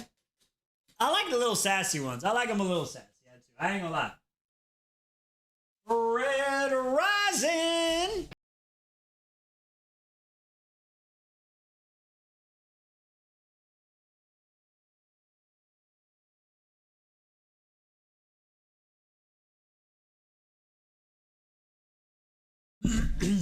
Alrighty then. Chapter 7. Okay, okay, just for verification purposes only, am I going to have to go back and read the chat to see what everybody was talking about? Is that what's happening? Lady Brick is funny. A moist sword in a hand. What did you say? All right. Chapter 7. All right, Q. Have a good one. Thank you for stopping by. Hope you have a good day. All right. Chapter 7. Pangus Ender turns and slices the challenger next to him clean in half. Wow. Ah, the TT chat. Gotcha. That makes more sense now. Makes sense. Okay. Gotcha. Pangus Ender turns and slices the challenger clean. All right. I'm just preparing. I need to put the mask on too. Ah. I might need help this way. Hang on. I might have to do it this way. We'll see if this works. I might have to have this come out. Help me. All right. I don't know. Maybe this will be the Starside. Ah.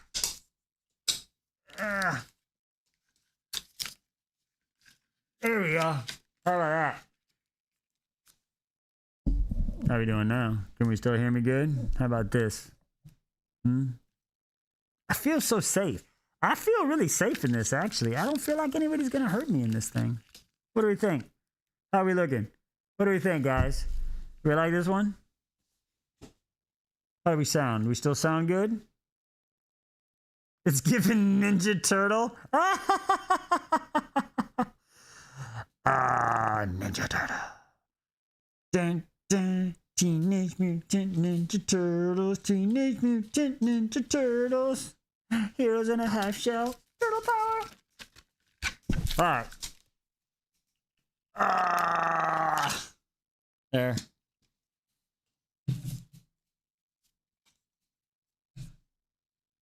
Ninja Turtle chic is funny. Okay, here we go. He just cut a man in half with his graying beard without armor. He had no chance. His torso hits the grass. I run. The wealthiest have armor. I don't. I'm faster. I use that advantage by running until Kira isn't by my side anymore. I hope I don't have to kill you. The arrow slices through the air just inches from my ear. I watch it get buried in the grass in front of me. Fuck! That was fast. There's nowhere to hide. The bow twangs, it's released, and I duck low, barely escaping an arrow that would have been buried in my skull. The ground starts to slope, but the arrows don't stop. The archer must have crusted too. Down below, there are walls through. Some sort of towering structure, somewhere to use for cover. Just a little further. An arrow hits my spine, knocking the breath out of me. What the hell? I fall from the force, tumbling down the hill. I cut on my cheeks, ripping open against my iron root. Hot blood streaming before I finally go still. Face down. I gasp for air. Dirt filling my lungs. I wait for a wave of pain. Wait to feel the crushing sadness that I'm going to die in the king's fucking garden. That, after everything, after Stalin dying, I didn't even make it to the gates. But there's nothing. It doesn't make any sense. I felt it. I reach back expecting blood, only to find the arrow buried in the blade in my spine. I remember Valen's arrows now, iron-tipped, a lesser metal. My titanium sword stopped it. Ha ha ha! I closed my eyes, grateful for Stalin and the swords he gave me. Made me scraps of metal collected over time. Far nicer than I would have ever been able to afford. He saved me. Relief and desperation have me up and running faster than I ever have in my life. I reach around and wrench the arrow from my blade, then break it in half before discarding it so I can't be used against me a second time. Kira is ahead of me now, her red hair already slipping out of the braids. I wonder if she saw me go down, and if Valen is readying her bow again. The structure isn't far. I can reach it. My lungs burn. My legs are already sore. Still, I keep pushing.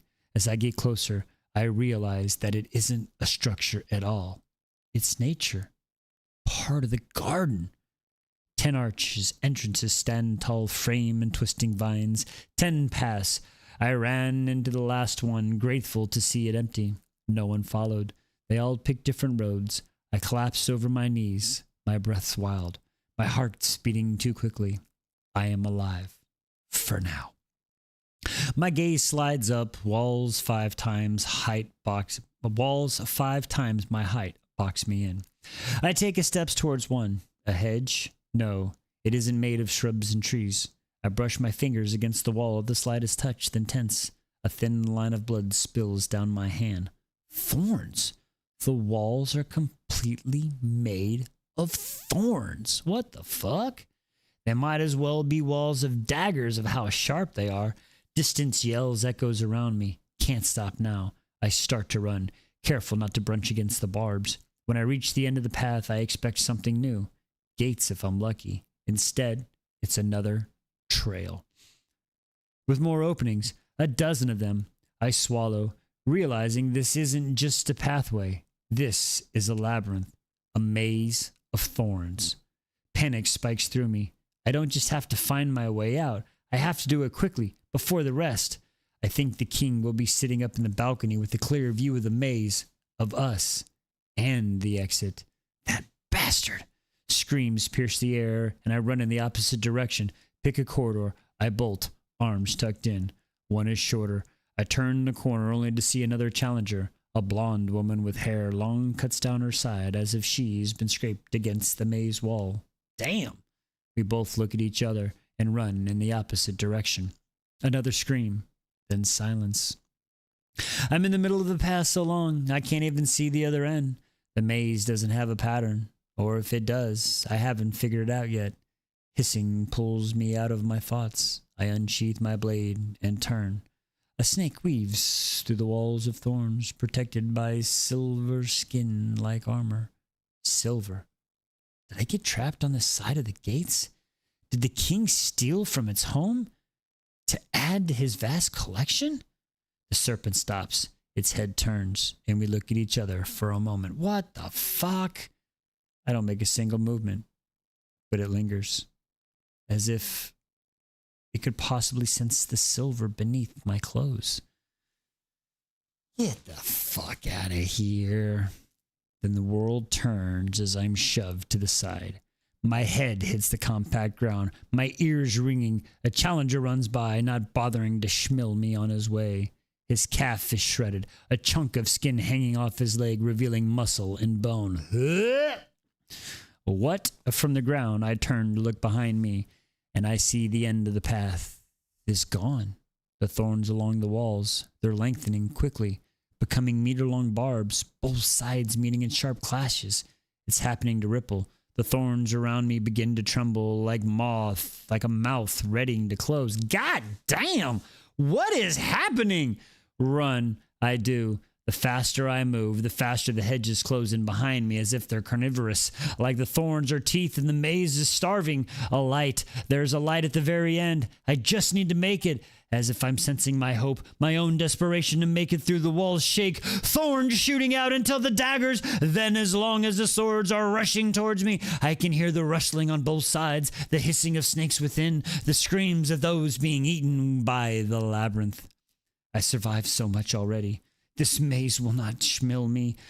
A grunt scrapes against the back of my throat as I push my legs harder, painfully as I ignore the thorns just inches away. But they're so close. I turn sideways, burying myself seconds into sharp points scraping against the scabbard on my back with a high-pitched screech, and then launching myself through the closet gap, hoping I don't hit another wall. My body lands hard on the compact ground, the air stolen from my lungs. I gasp, turning around, only to find a wall of thorns. The path I was on is gone. I turn around again and see more entrances, more pathways, and something else. A towering figure stalking toward a short woman with dark hair tied back. Her name is Helra. She is my age, barely 20. Instead of a sword, she has throwing knives, a pack of gold ones she's trained for years with. I overheard her telling another challenger about them during dinner. They were her grandmothers. She survived the last questral. Helra's completely oblivious to the giant right behind her. My lips part, but it's too late to warn her. I watch in horror as Pagnus picks her up and throws her against one of the walls, the thorns already lengthening into barbs. God damn! Her body gets stuck in them. She dies instantly. My hand muffles a scream. Agnes picks up her pockets and watches them slide those gold throwing knives out of her pants and into his own before moving on. Anger churns as I remember Stalin's missing daggers. Was Pagnus the one who stole it? Someone here did. Someone here killed Stalin. All of a sudden, Pagnus turns in my direction, and I throw myself through another entrance, hoping he didn't see me. I wait 1 second. 2. I'm not breathing. Heavy steps sound just feet away. I swallow. I reach back for my sword. Just when my fingers curl around the hilt, the yells echo from another direction. Kotick! I don't move a muscle. Neither does Pangus. Pagnus. See you in the culling. That was his promise. He walked with a noticeable strain since I stabbed him with my dagger through his shin. He takes another step forward. I inch my sword out of its scabbard. Then Pagnus turns around. I hear him getting further away until his footsteps all but disappear. I don't release my breath until a moment after that.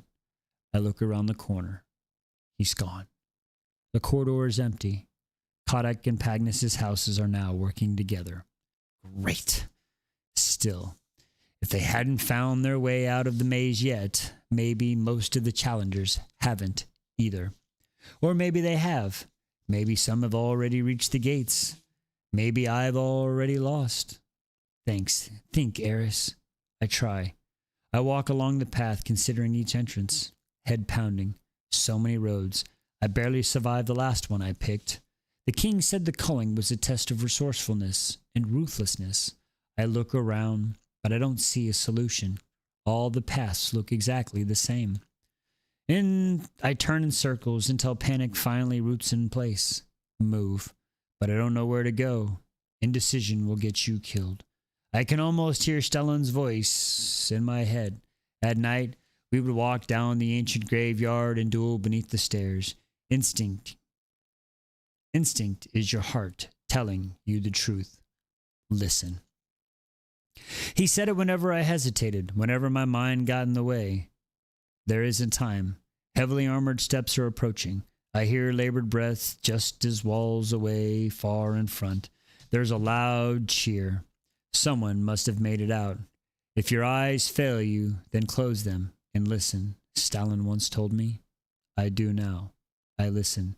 Beyond the screaming, beyond the footsteps, beyond the rustling of the ever-changing maze, I listen until I hear it. Metal against metal. A familiar sound in a forge. That's how I know. Without a single doubt, that's a large weapon just hit something. And that thing shattered. It happened immediately. No multiple strikes needed. A far superior sword just bested lesser metal. I keep listening. More metal splits apart. Again. Again. Only one blade could break 4 swords so quickly. Harlan Raker is near. Instead of terrors, hope rises in the surface. If anyone is making out of this maze, it's him. I mean, she's not wrong. It's a good idea. I take off before I can think better of it. I race right towards the sound, listening as soon enough I see his hood going around a bend.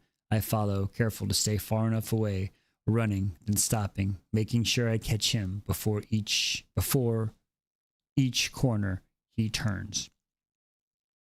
A fool jumps out from behind one in a desperate attempt for his weapons. Raker doesn't even look at the man's way as he cuts him down, more shattering. The arrow flies right at his face. His blade stops it. A few steps later, the archer is gutted to the ground. I step over the entrails and keep going. Raker doesn't even walk around his blade in his hand. No, it stays in his scabbard behind him until he needs it, and then it goes right back in. His movements are fast, precise. No one stands a chance. He's carving a path for me, even if he doesn't know it. I scurry after him, careful not to touch the walls, the thorns lengthening as I approach. One of the passageways is so long, I lose sight of him. Fuck! I sprint down it, then turning, hoping I haven't missed his next move, only to run right into a wall of metal. I fall on my ass, head spinning. He knew I was... Of course he knew he was following him. Come on now.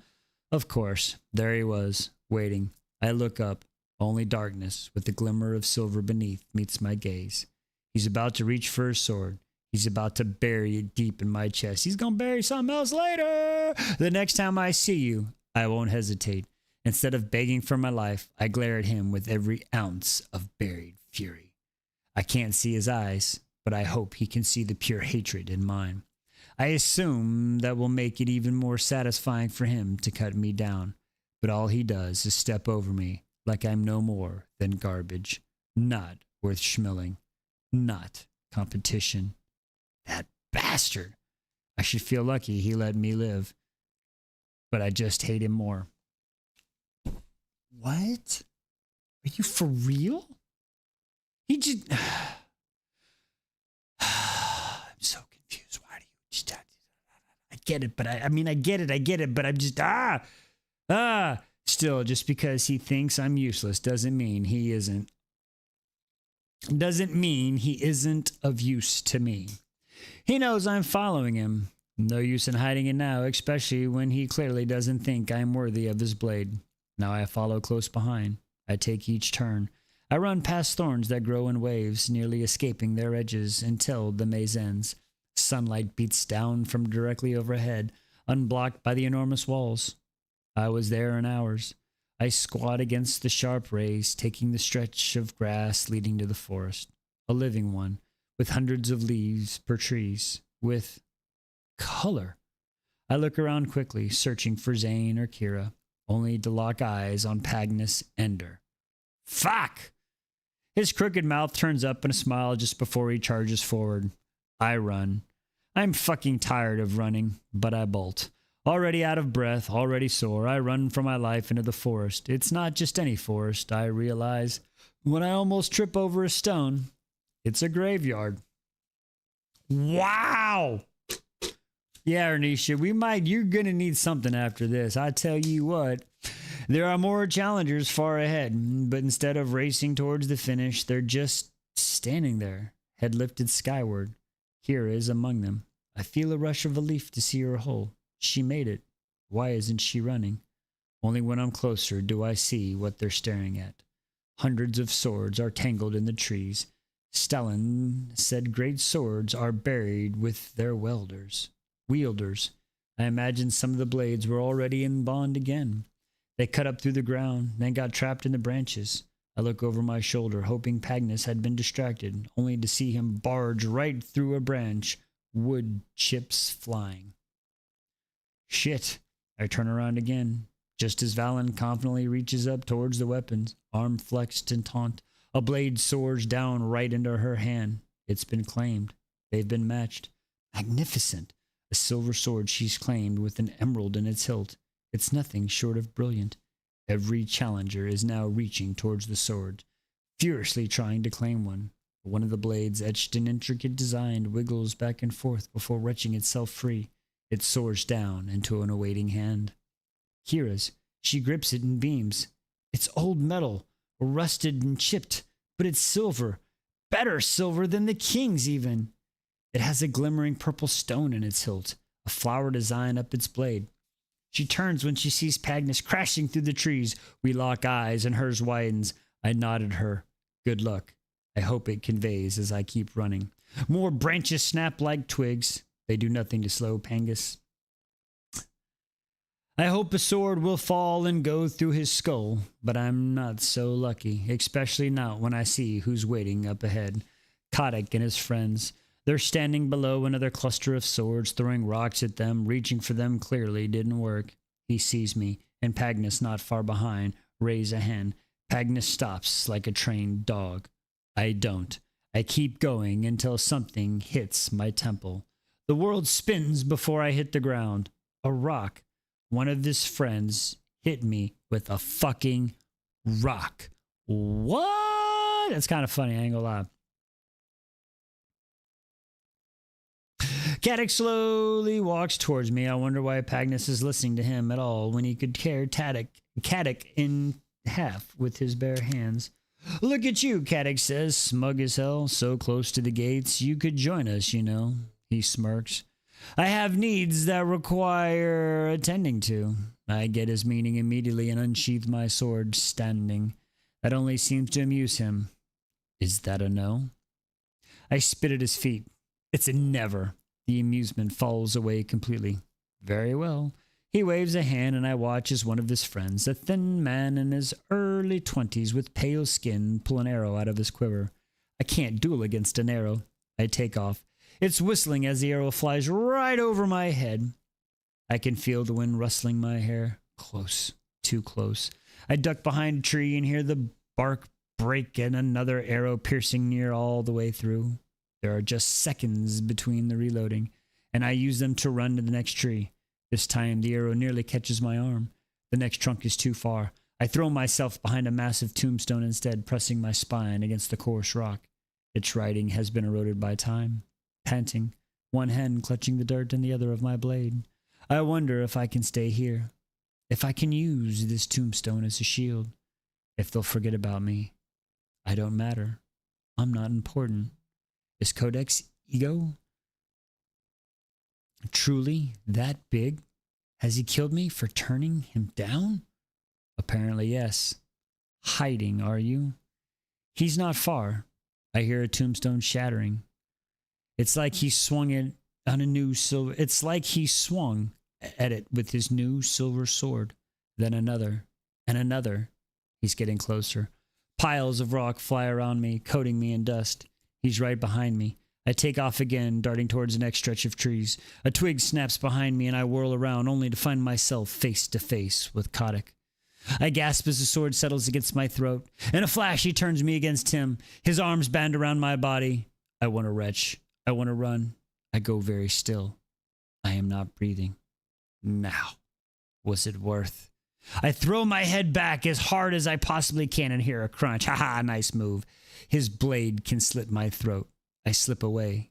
Before his blade can slip my throat, I slip away, grateful for the clear lack of practice. Reflexes aren't learned easily. They're developed with training, not by hiding behind guards. If I thought a broken nose would delay him, I was wrong. I turn my head, and he's right behind me, chasing, teeth bared. The looks cost me.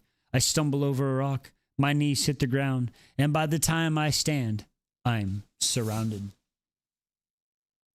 Every direction I try is blocked by one of his relatives or one of the towering enders. There's no way out. He's already raising his weapon. I swallow. There is nothing to do but lift my own lesser metal. My hands shake around the hilt. Stellan made this. I should be proud of it. Stellan made me the warrior I am, who won duels against men double his size in the desert tournaments, winning a prize that fed us for a month. I might be better than Kotick at wielding a sword, but it doesn't matter. The king was right. Silver is silver. Should have taken the king up in his offer, Kotick said through his teeth, coated in blood, pouring from his nose. He wastes no time from now. His sword arcs through the air. I lift my own and block it. His silver hits my titanium and shatters. The last piece of Stalin I have. Gone. Damn. I'm knocked on my back with force, head just missing an ancient gravestone that has crumbled to ruins. He takes a step toward me. A smile crawls across his face as he spits blood. Sword lifted high. He pauses. He reaches his other hand in his pocket and pulls out a dagger. Stalin's dagger. No! His smile widens. Thank you for showing this to me, he says, taking another step, twirling the Starside steel in his hand. His smooth, noble fingers touch the etchings I painstakingly made for years. The flames that cost me everything. The carving I touched every morning when I woke up before Stalin to train, to remind myself of the fury, the reason I'm so eager to run full speed towards almost guaranteed death. I guess I found it now. I'm going to use to carve my name in your corpse. Carved names. My fist curls with anger. He gets even closer. No one is going to help me. I'm surrounded. I don't have a weapon. The hilt of my broken blade, falls to the ground. Useless. But behind Kudik's head, something glimmers. One of the ancient swords stuck in the tree. Of course. I reach up desperately to see if any of those blades might claim me. I reach out with every shred of fury and pain and desperation, and nothing happens. No! Kodik laughs, the sound pealing through the forest. Did you really think that would work? His friends laugh with him. Do you really think you were worthy of any of those swords when we weren't? Another step. He's so close. I extend my arm over and over, the same way other challengers did. Please, I beg the world. I know this will kill me, but not today. Not like this. Nothing. I think of my sister, her eyes widening as she realized no one was coming to save us. Nothing was going to stop the flames. And she realized she was dying. Anything. I would give anything to see her again.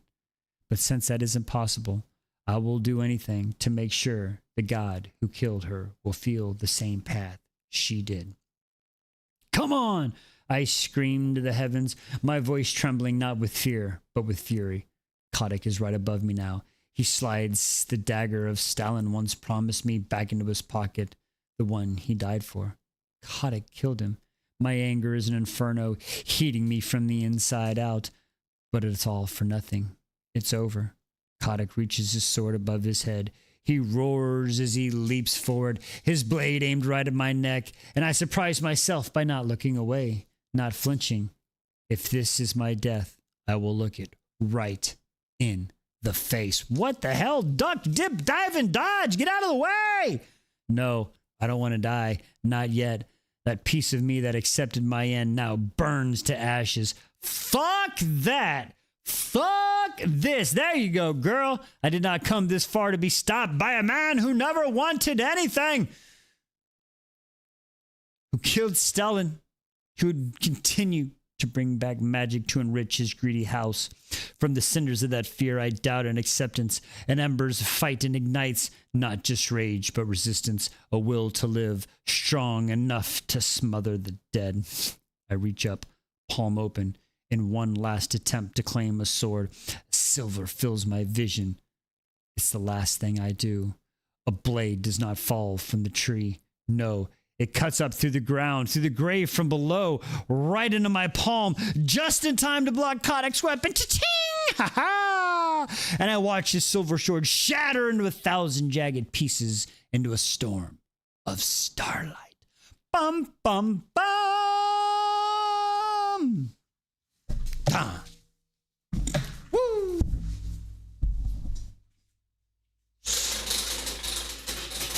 Woo! Alrighty then. Around and round the wheel goes. Where it stops, only the buttons know. Ooh, oh, another red rising cherry.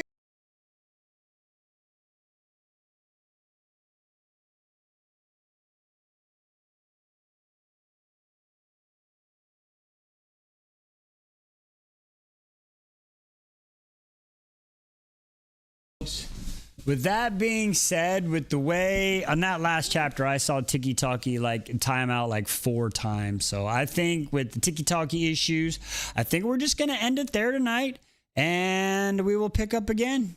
How about that? I think that's what we're going to do.